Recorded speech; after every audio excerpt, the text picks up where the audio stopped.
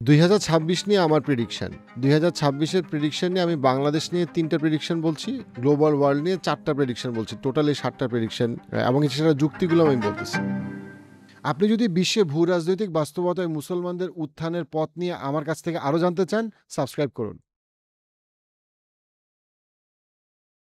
So আমার কাছে মনে হয় যে বাংলাদেশের যে 3টা প্রেডিকশন এর মধ্যে প্রথম প্রেডিকশন যেটা সেটা হচ্ছে গিয়ে বাংলাদেশের যে ইলেকশন, সেই ইলেকশন হবে 2026 এবং এই ইলেকশন নিয়ে স্মরণকালের সবচেয়ে বেশি পরিমাণে সংঘর্ষ হবে। গত 5টা ইলেকশনে বাংলাদেশে এই পরিমাণে সংঘর্ষ হয় না যে পরিমাণে সংঘর্ষ আমাদের ইলেকশনে হবে। এর কারণ খুবই সিম্পল, অলরেডি অনেকগুলা গুচ্ছ গুচ্ছ দলে বিভক্ত হয়ে গেছে এবং এটা কোনো কন্ট্রোল নাই। আপনার স্পেশালি ঢাকার বাইরে অ্যাবসলিউটলি কোনো কন্ট্রোল নাই এবং যে পরিমাণে কনফ্লিক্ট লাগবে সেই কনফ্লিক্টে ইভেন আমাদের সবগুলা দল এত ভাগে বিভক্ত এবং তাদের যে সেন্ট্রাল টিম তার সাথে তাদের যে কি বলবো গ্রাউন্ডে গ্রাসরুট লেভেলের যে টিম তাদের মধ্যে দূরত্ব এত বেশি যে সবাই জিততে চায় কিন্তু জিতার পদ্ধতি কেউ জানে না এবং সেইখানে ইভেন হানাহানি আল্লাহ মাফ করুক খুনাখুনি পর্যন্ত হওয়ার সম্ভাবনা আমার কাছে মনে হয় অনেক বেশি। সো 2026-এ ইলেকশন হবে বাংলাদেশে এবং সেই ইলেকশন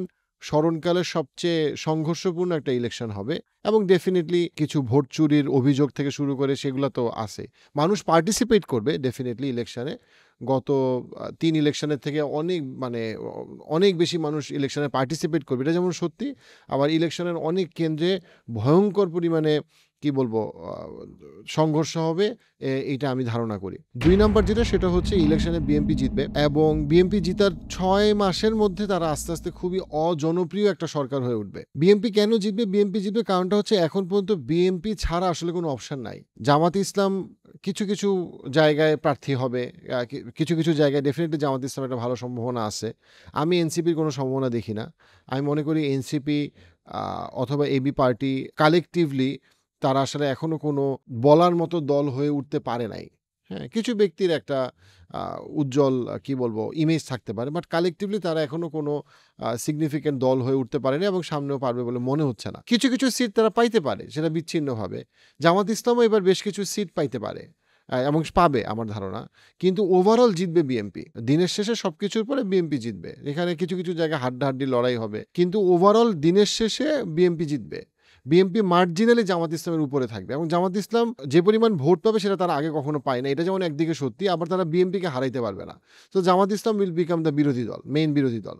এবং ইলেকশনে জিতবে বিএনপি, কারণ বিএনপির থেকে এখনও সংঘবদ্ধ কোনো দল নাই। যদিও বিএনপির মধ্যে ডেফিনেটলি বেশ কিছু টেনশন আছে বা বিএনপির কিছু জায়গায় অজনপ্রিয়তা আছে, জনপ্রিয়তার অভাব আছে, বাট ওভারঅল বিএনপি এখনও যেখানে আছে বিএনপি জিতবে আপনার। কিন্তু বিএনপি জিতার মাস 6 পরে বিএনপি আস্তে আস্তে তার জনপ্রিয়তা হারাইতে থাকবে, বেশ ভালো পেসে হারাইতে থাকবে। এর কারণটা হইল বাংলাদেশের এখন নেক্সট গভর্নমেন্টের উপরে প্রেশার অনেক প্রেশার, ইকোনমিক প্রেশার আছে, সোশ্যাল সিকিউরিটি প্রেশার আছে, সোশ্যাল মিডিয়ায় সমালোচনা করার জন্য বহু মানুষ আছে। আমি ব্যক্তিগতভাবে বিএনপির পক্ষেরও লোক না, বিপক্ষেরও লোক না। তো সেই জায়গা থেকে আমি মনে করি বিএনপি জিতবে এবং বিএনপি জেতার পরে বিএনপি জনপ্রিয়তা হারানো শুরু করবে। 3 নম্বর যেটা পয়েন্ট সেটা হচ্ছে আমি মনে করি যে বাংলাদেশের শর্ট টার্ম ইকোনমিক কনটেক্সট ভালো না। মানে সামনের 1-2 বছর বাংলাদেশের ইকোনমি খুব একটা ভালো করবে না, কিন্তু বাংলাদেশের ইকোনমি 20 বছরে ভালো করবে। সো শর্ট টার্ম ইকোনমিতে বেশ কিছু টার্মোয়েল থাকবে, ইলেকশনের আগে ইলেকশনের পরে সেটেল ডাউন করতে সময় লাগবে গভর্নমেন্টের। বাট একবার যখন গভর্নমেন্ট সেটেল ডাউন করে ফেলবে তারপরে আমি বিশ্বাস করি যে বাংলাদেশ আস্তে আস্তে বাংলাদেশের ইকোনমি সিগনিফিকেন্টলি ভালো করবে। সো লং টার্ম প্রসপেক্ট 5-10 বছরের বাংলাদেশের বা ঢাকার ইকোনমিক প্রসপেক্ট আমি মনে করি খুবই ভালো।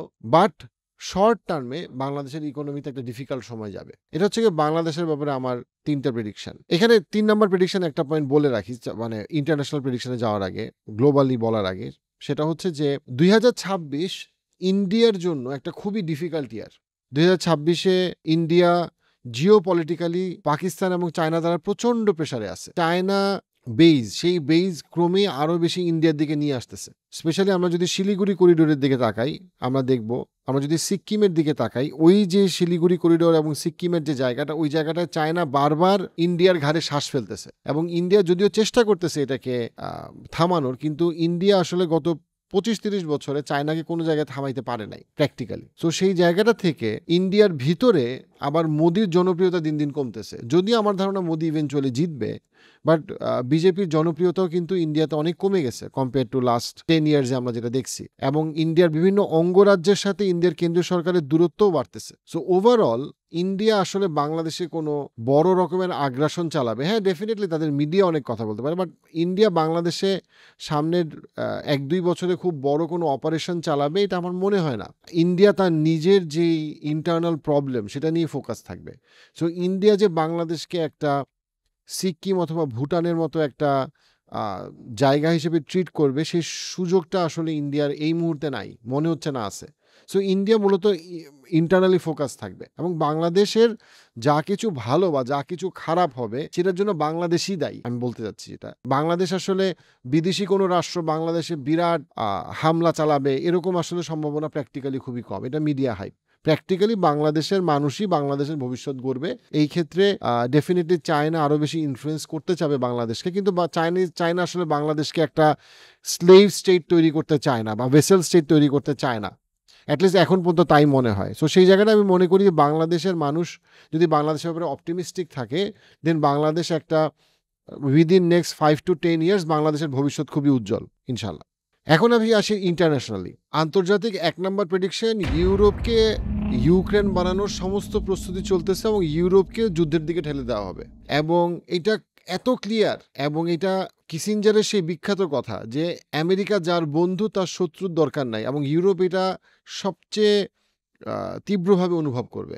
ইউরোপ থেকে সমস্ত বড় লোকরা সরে যাচ্ছে এবং ইউরোপের ওই পলিসিগুলো পাস করানো হচ্ছে যেন ওইখানে আর ইনভেস্টমেন্ট না আসে। ইউরোপের ইকোনমি এমনি সাফার করতেছে, জার্মানিতে ফ্যাক্টরিগুলো বন্ধ হয়ে গেছে বা যাচ্ছে আরো। অন টপ অফ দ্যাট আপনি কি করতেছেন, এরকম পলিসি ইউরোপ নিচ্ছে এবং ইউরোপিয়ান ইউনিয়ন নিচ্ছে যেন বড় বড় কোম্পানি এবং পার্টিকুলারলি বড় লোকরা সবাই ইউরোপ ছেড়ে দেয় এবং দিচ্ছে অলরেডি। এই বছর মোর দেন 25,000 মিলিয়নিয়ার ইউরোপ থেকে বেরিয়ে গেছে এবং ইউরোপ এই বছর ইনভেস্টমেন্ট Q3 এবং Q4 সিগনিফিকেন্টলি কমে গেছে। সো ইউরোপে নতুন ইনভেস্টমেন্টও আসতেছে না। আবার দেখেন ইলন মাস্কের সাথে রিসেন্টলি ইউরোপিয়ান ইউনিয়নের যে কনফ্লিক্টটা, যেখানে ইউরোপিয়ান ইউনিয়ন একটা বিশাল মামলা করছে ইলন মাস্কের নামে, এবং ইলন মাস্ক টুইটার কেন্দ্রিক, ইলন মাস্ক ওইটার রেসপন্স করতেছে এই বলে যে সে ইউরোপিয়ান ইউনিয়ন ভেঙে দিবে এবং হুমকি দিচ্ছে। অন্যদিকে জেপি মর্গান বিশাল পরিমাণে টাকা ইনভেস্ট করতেছে প্যালেন্টিয়ারে, যে প্যালেন্টিয়ারের স্বপ্ন হচ্ছে যুদ্ধ। কোথায় যুদ্ধ? আমেরিকা এবং ইউরোপ যেন আরো বেশি যুদ্ধে জড়ায়, এটা হচ্ছে প্যালেন্টিয়ারের স্বপ্ন, কারণ তাছাড়া সে প্রফিট করতে পারবে না। এবং জেপি মর্গান এমন একটা কোম্পানি, যেই কোম্পানি শুধু ফোরকাস্ট করে না, সে ভবিষ্যৎ জানে এই সেন্সে যে সে ভবিষ্যৎকে ডিজাইন করে যেভাবে সে প্রফিট বাড়াইতে পারে। সো টোটাল জিনিসটা যদি কেউ অ্যানালাইজ করে, ইট ইজ ভেরি ক্লিয়ার যে ইউরোপকে সিস্টেম্যাটিক্যালি খাওয়া হবে। ইউরোপ হচ্ছে এখন একটা মোটা হাতি, অনেকগুলো সিংহ আর নেকড়ে মেলে এই মোটা হাতিকে খাবে। ইউক্রেনকে যেভাবে জোর করে যুদ্ধে ফেলে দেওয়া হয়েছে, জেলেনস্কি হচ্ছে সবচেয়ে বড় বিশ্বাসঘাতক ইউক্রেনিয়ানদের জন্য, যে অল্প কিছু টাকা এবং বেনিফিটের জন্য ইউক্রেনের মোর দেন 15 লাখ ইউক্রেনিয়ান আজকে মারা গেছে। কেন মারা গেছে? কারণ ইউক্রেনকে এমন একটা যুদ্ধে জড়ানো হয়েছে যে যুদ্ধটা অ্যাভয়েড করা যেত রাশিয়ার সাথে। এবং সেম জিনিসটা পোল্যান্ড অথবা ইস্তোনিয়া এই কেন্দ্রিক যে দেশগুলো, সেই দেশগুলো দিয়ে শুরু হবে আবার। এবং ইউরোপকে দেখবেন যে বারবার তারা রাশিয়ার বিরুদ্ধে প্রস্তুতি নিচ্ছে। তারা রাশিয়ার সাথে কোনো ডিপ্লোম্যাটিক চুক্তিতে যাবে না, তারা রাশিয়ার সাথে যুদ্ধে জড়াবে। কেন যুদ্ধে জড়াবে? যেন আমেরিকান কর্পোরেশনরা কোটি কোটি ডলার লাভ করতে পারে। প্যালেন্টিয়ারের মতো কোম্পানি, ওরাকেলের মতো কোম্পানি, আপনার ভ্যানগার্ডের মতো কোম্পানি, ব্ল্যাক রকের মতো কোম্পানি যেন অনেক টাকা লাভ করতে পারে। এই জন্য প্রচুর পরিমাণে ইউরোপিয়ান সাধারণ মানুষ এবং সাধারণ সৈনিককে যুদ্ধে ঠেলে দেওয়ার সমস্ত প্রস্তুতি রেডি হয়ে গেছে। সো সেটা আস্তে আস্তে আরও যাবে। অন দ্য আদার হ্যান্ড, ইউরোপের যে নিজেদের দেশের মধ্যে আরও গৃহযুদ্ধের মতো পরিস্থিতি তৈরি করা হবে। কিভাবে? ইনফ্লেশন অসম্ভব পরিমাণে বেড়ে যাচ্ছে, সাধারণ মানুষ বাড়ি কিনতে পারতেছে না, অনেক মানুষ লোনের মধ্যে আছে। সো ইউরোপ দিনকে দিন এমন একটা খাদ্যবস্তুতে পরিণত হবে আমেরিকান কর্পোরেশনগুলোর জন্য। এবং মানুষ আরও ক্লিয়ারলি দেখবে যে ইউক্রেনের যেই মডেলটা, সেই মডেলটা ইউরোপের অন্যান্য দেশগুলোতে যেগুলো রাশিয়ার বর্ডারে আছে সেগুলো কিভাবে ফলো করে। এবং ইউরোপিয়ার সাধারণ মানুষ কিছুই করতে পারবে না, বাট তারা সাফার করবে। ঠিক যেরকম একরকম আফ্রিকা সাফার করছে, মিডল ইস্ট সাফার করছে, আমাদের এই ইস্ট ইন্ডিয়া কোম্পানির জন্য আমরা সাফার করছি। ওই ইস্ট ইন্ডিয়া কোম্পানিটাই হচ্ছে গিয়ে আমেরিকার বড় বড় অথবা পৃথিবীর বড় 10-12টা কর্পোরেশন কোম্পানি, যারা প্রচুর পরিমাণে টাকা ঢালতেছে ইউরোপের দেশগুলোর নেতা মন্ত্রীদেরকে কিনে ফেলার জন্য, যাদের কাজ হচ্ছে গিয়ে জেলেনস্কির মতো করে অ্যাক্টিং করে রাশিয়ার বিরুদ্ধে একটা ফলস অ্যালিগেশন দিবে যে রাশিয়া যুদ্ধ করতে চায়, বাট আসলে তারাই যুদ্ধের জন্য এমন কিছু হুমকি ধামকি দিবে যাতে রাশিয়ার যুদ্ধে যাইতে বাধ্য হবে এবং রাশিয়া যুদ্ধে যাবে। রাশিয়া যুদ্ধে যাওয়ার পরে ইউরোপিয়ান ইউনিয়ন এবং ইউরোপের দেশগুলা হিউজ পরিমাণে আর্মস কিনবে কোথা থেকে? আমেরিকা থেকে, কারণ তারা আমেরিকা থেকে কিনতে বাধ্য এবং এটার মাধ্যমে আমেরিকা লাভ করবে। তারপরে ইউরোপ মানে একটা বিভক্ত একটা কি বলবো জায়গায় পরিণত হবে, এক্সেপ্ট ফর টার্কি। টার্কি ভালো করবে কারণ টার্কির কনটেক্সটটা ডিফারেন্ট, ইউরোপের অন্যান্য দেশগুলোর থেকে টার্কির কনটেক্সটটা ডিফারেন্ট। সো টার্কি ইকোনমিক্যালি ভালো করবে, বাট ইউরোপের অবস্থা হবে এরকম। এবং ইউরোপ ইদার যুদ্ধে চলে যাবে ইউক্রেনের মতো আরও যুদ্ধে, কারণ ইউক্রেনের যুদ্ধ মোটামুটি শেষ, ইউক্রেনের যুদ্ধ আর কিছু বাকি নাই, ইউক্রেন পুরোপুরি ধ্বংস হয়ে গেছে। এখন নেক্সট ইউক্রেন হবে হচ্ছে পোল্যান্ড অথবা ইস্তোনিয়া অথবা এই দেশগুলো, এই বাউন্ডারির দেশগুলো আপনারা যদি ম্যাপে দেখেন, রাশিয়া এবং ইউরোপের মধ্যে যে বাউন্ডারিতে যে দেশগুলো আছে সেই দেশগুলোতে যাবে। ইউরোপ ব্লেম করবে রাশিয়াকে, আমেরিকা ব্লেম করবে ইউরোপ এবং রাশিয়াকে, বাট আসলে দিনের শেষে এই যুদ্ধের মূল কারণ ছিল আমেরিকান কর্পোরেশন, যারা ফোর্স করছে ইউরোপকে রাশিয়ার সাথে যুদ্ধে যাওয়ার জন্য, যার ইভেনচুয়াল মিনিংটা হইল যেই 30-40% ট্যাক্স সাধারণ ইউরোপিয়ানরা দেয়, সেই ট্যাক্সের টাকাটা যেন আমেরিকান কর্পোরেশনের কাছে চলে যায়। 2 নাম্বার যেটা, সেটা হচ্ছে ইসরায়েলের অবস্থা আরও সংকুচিত হবে। ইসরায়েলে অলরেডি আপনারা দেখে থাকবেন যে ইসরায়েলের দেশের ভিতরে প্রচুর পরিমাণে কনফ্লিক্ট সৃষ্টি হয়েছে এবং সেই কনফ্লিক্ট বাড়তে থাকবে, কারণ এই কনফ্লিক্ট বাড়ানো হচ্ছে। ইসরায়েলকে আরও খরচা করে ফেলা হবে।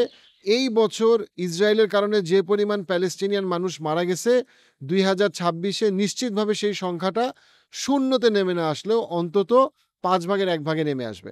অর্থাৎ প্যালেস্টাইনে আস্তে আস্তে আমরা প্রোগ্রেস দেখব।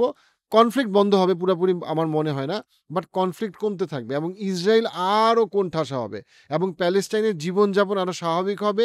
প্যালেস্টাইনের ভিতরে আস্তে আস্তে সৌদি আরব, কাতার এবং কুয়েতের মতো কান্ট্রিগুলো এবং টার্কির মতো কান্ট্রিগুলো আরও বেশি ইনভেস্ট করবে এবং তখন প্যালেস্টাইন আস্তে আস্তে উঠে দাঁড়াবে ধাপে ধাপে এবং ইসরায়েল আরও কোণঠাসা হইতে থাকবে এবং ইসরায়েল অলরেডি আরও কোণঠাসা হইতেছে এবং সেই পরিমাণ আরও বাড়বে। এবং যদি কোনো একটা সময় ইসরায়েলের সরকারের পতন হয়, এটা অবাক করার মতো কোনো বিষয় হবে না। নতুন সরকার আসবে ইসরায়েলের, কিন্তু ইসরায়েল থাকবে, রাষ্ট্র হিসেবে ইসরায়েল থাকবে, কিন্তু ইসরায়েলের যেই সহিংসতা করার সাহস এবং ক্ষমতা সেটা আস্তে আস্তে কমতে থাকবে। 3 নাম্বার যে বিষয়, সেটা হচ্ছে গিয়ে মুসলিমদের মধ্যে যে বড় ইকোনমিগুলা, সেই প্রত্যেকটা কান্ট্রি ভালো করবে। সৌদি আরব, কুয়েত, কাতার, ইউএই, মালয়েশিয়া, টার্কি, এই এই এই 6টা দেশ ভালো করবে, সিগনিফিকেন্টলি ভালো করবে। তাদের ইকোনমিক ডেভেলপমেন্ট আরও হবে, তাদের টোটাল আউটলুক অনেক ইকোনমিক আউটলুক অনেক পজিটিভ। সো এই প্রত্যেকটা কান্ট্রিতে আরও ইকোনমিক অপরচুনিটি তৈরি হবে এবং প্রত্যেকটা দেশ ইকোনমিক্যালি ভালো করবে। এবং সেটা হয়তো বা শুধু 2026-এর ক্ষেত্রে সত্যি না, একদম 2030 পর্যন্ত সেটা সত্যি, যদি না কোনো বড় রকম কোনো অ্যাক্সিডেন্ট হয় দেশগুলোতে। বাট এই প্রত্যেকটা দেশ আস্তে আস্তে আরও ভালো করবে। বাট এই দেশগুলো আরও ভালো করবে আমাদের কি বলবো লেবার কমিউনিটির জন্য, সেটা আমি বলছি না। লেবার কমিউনিটির জন্য এই জায়গাগুলোতে বেশ কিছু প্রস এবং কনস থাকবে। আই এম টকিং অ্যাবাউট এই জায়গাগুলোতে ক্যারিয়ার অপরচুনিটি আরও বাড়বে এবং জবের অপরচুনিটি আরও বাড়বে, এই দেশগুলো আরও বেশি ইনভেস্টমেন্ট পাবে। সো এগুলার যে ইকোনমিক আউটলুক, এই দেশগুলোর ইকোনমিক আউটলুক আরও ভালো হবে। 4 নাম্বার এবং শেষ প্রেডিকশন, আমেরিকার ইনফ্লেশন আকাশ ছুঁয়ে যাবে। আমেরিকাতে ইনফ্লেশন মানে কি বলবো, চিন্তার বাইরে যে আমেরিকাতে ইনফ্লেশন কি পরিমাণে বাড়বে। এবং ইনফ্লেশন বাড়ার জন্য আপনি যদি শুধুমাত্র আর্টিফিশিয়াল ইন্টেলিজেন্সে কি পরিমাণে ওভার ভ্যালুড কোম্পানি সেটা যদি তাকান, আপনি যদি অলরেডি স্টুডেন্ট লোন, আপনি যদি already car loan, house loan, total মার্কেটটা দেখেন, এটা জাস্ট ইনফ্লেশন ভীষণ পরিমাণে বাড়বে এবং আমেরিকার ইনফ্লেশন এমন পরিমাণে বাড়বে যেটা সারা পৃথিবীতে ছড়ায় পড়বে। সারা পৃথিবীতে এই জন্য একটা বড় রকমের একটা কি বলবো ইনফ্লেশনের স্রোত যাবে, কারণ আমেরিকা যে পরিমাণ গত 5 বছরে ডলার প্রিন্ট করছে, এইটা কল্পনার বাইরে এবং সেটার একটা এফেক্ট এই বছর 2026-এ আমরা দেখবো। এবং 2026-এ আমেরিকার সাধারণ মানুষের জীবন ডেফিনেটলি আরও ডিফিকাল্ট হবে ইনফ্লেশনের কারণে, কারণ জিনিসপত্রের দাম সিগনিফিকেন্টলি বাড়বে এবং এই ইনফ্লেশনের জন্য, ইনফ্লেশনের বাস্তবতা হিসেবে এআই অলরেডি জব কাট করতেছে, এআই আর্টিফিশিয়াল ইন্টেলিজেন্স আরও বেশি জব কাট করবে। সো ওভারঅল আমেরিকার যে সোসাইটি, সেই সোসাইটিতে ইনফ্লেশন বাড়া, অর্থনৈতিক চাপ এবং আরও নতুন চাকরির সুযোগ তৈরি না হওয়ার যে ওভারঅল কনসিকুয়েন্স, সেই কনসিকুয়েন্সে আমেরিকার সোসাইটির বাস্তবতা পজিটিভ এটা বলার কোনো সুযোগ নাই। এবং ট্রাম্প আরও উল্টাপাল্টা কথা বলবে, যেটা আমেরিকার কি বলবো, গ্লোবাল ডমিনেন্সকে আরও সংকুচিত করবে। এই হচ্ছে গিয়ে আমার টোটাল 7টা প্রেডিকশন। এবং আল্লাহ ভালো জানেন, আমি কিছুই জানি না। আমি শুধুমাত্র আমার যতটুকু এই বিষয়ে পড়াশোনা এবং গবেষণা, সেটার জায়গা থেকে আমার এই 7টা প্রেডিকশন। এবং ডেফিনেট আমার প্রেডিকশন ভুল হতে পারে, 100-তে 100। ভবিষ্যৎ আল্লাহ ছাড়া কেউ জানে না।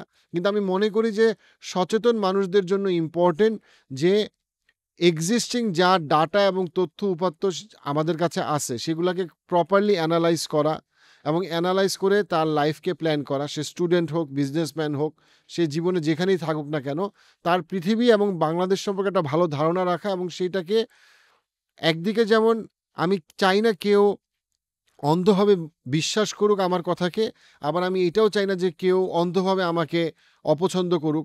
বরং আমি চাই যে আমার প্রত্যেকটা পয়েন্টকে মানুষজন নিজের জ্ঞান গবেষণা দিয়ে চিন্তা করুক। সেইখানে কিছু জায়গায় সে আমার সাথে অ্যাগ্রি করবে, কিছু জায়গায় ডিসঅ্যাগ্রি করবে, বাট অ্যাটলিস্ট এই যে আমরা চিন্তা করতেছি এবং প্ল্যান করতেছি, দিস ইজ সামথিং অ্যামেজিং।